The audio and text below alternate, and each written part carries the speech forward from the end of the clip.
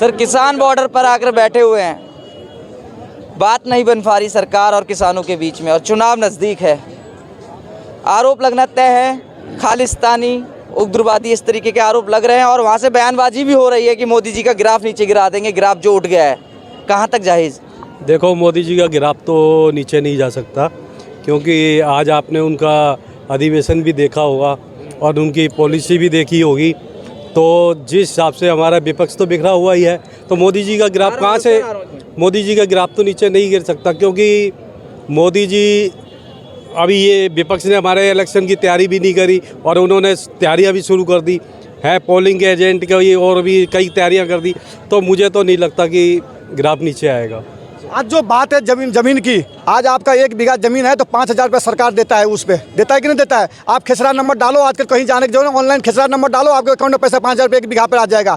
पहले की सरकार में, कांग्रेस की सरकार में 1 बीघा पे 300 रुपये मिलता था भाई, सब आज 5,000 रुपये मिल रहा है। जो कांग्रेस की सरकार 2014 में थे, 1 लाख करोड़ का अनाज MSP अनाज खरीदा था, आज 2.5 लाख करोड़ का MSP अनाज खरीदा सरकार। क्या गुनाह किया भाई साहब? आज आपने बोलोगे अभी फसल कटने की टाइम है, जब नया फसल आते तो सस्ता होता है फसल को, लेकिन आप बोलोगे फिक्स रेट कर दो, कल भी वही रेट में बिकेगा। अगर आपने 30 रुपये गेहूं अगर सरकार खरीदेगी इनसे, तो जनता 50 रुपये लेने के लिए तैयार होगा क्या? कभी नहीं, कतई नहीं लेगा। वो आटा 60 रुपये किलो हो जाएगा, कोई लेगा क्या? यहाँ पे जनता बोल के महंगा हो गया। अगर 60 रुपये सड़ा हुआ टमाटर भी लेने पड़ेंगे सरकार को, और 60 रुपये अच्छा टमाटर भी लेने पड़ेंगे, आप जनता क्या सड़ा हुआ टमाटर खरीदेगा कि अच्छा टमाटर खरीदेगा? क्या करेगा सरकार? फिर हमारा देश की नुकसान होगा कि नहीं होगा? ये आप किसान के बिल माफ करने की बात करो, 20-20 लाख के गाड़ी लेकर घूमोगे, सरकार आपका बिल माफ करेगा, ये पूरा बैंक की अर्थव्यवस्था खत्म हो जाएगा। जो बाहर की कंट्री हमारे देश में इन्वेस्ट करना चाह रहे हैं, हमारे देश पर निर्भर है, जो चाइना के बड़े बड़े कंपनी हमारे देश में आकर इन्वेस्ट करना चाह रहे हैं, यहाँ के रोजगार देने की बात होगा, जनता को रोजगार चाहिए, देने के काम करे।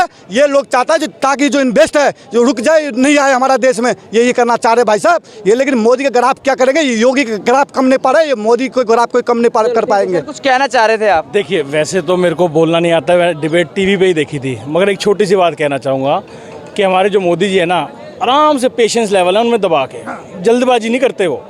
अगर ये थोड़े दिन और रुक गया ना ये, तो एक तो दिल्ली की जनता भी भड़क जाएगी, क्योंकि भड़की तो पड़ी है। कहीं बाहर जाना हो, रास्ते बंद, सोचने से पहले टिकट करानी पड़ती है, गाड़ी यहाँ से निकालें, फंस ना जाएं, कहीं बाहर चले जाएं, वापस आ ना पाएँ, 100 तरह के लफड़े। फिर देखते हैं वहाँ पे इनको ये एंटरटेनमेंट कर रहे हैं, जो भी कर रहे हैं। फिर मोदी जी जानबूझ के इसको थोड़ा सा टाला ही हुआ है, ताकि एक एक करके ना बिल में से आराम से बाहर निकल रहे हैं, और जैसे जैसे ये चीज़ें बाहर आएंगी वैसे वैसे ही पता चल जाएगा कि असल क्या है और नकल क्या है। फिर वो कहते हैं ना, एक चीज़ फसल जब पूरी तरीके से ऊपर आ जाती है तब उसको काटने में ज़्यादा मज़ा आता है।